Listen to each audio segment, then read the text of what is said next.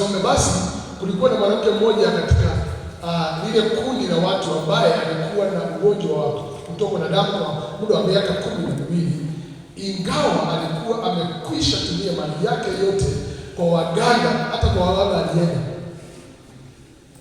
Hakuna aliyefaulu kumponya. Waganga tumesema help kwa Mungu. Simona hapa kwanza nimesema vizuri. Alijaribu mwingine lakini alitumia mali. Wao unaenda kwa nyumba mganga tunapoona takuni.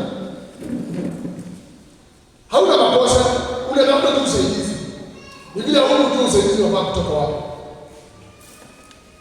Huyo mwanamke alimfuata Yesu nyuma, akaguza pindo lake la vazi.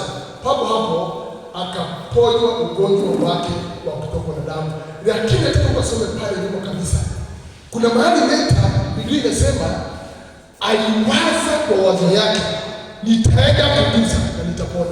That's why he's saying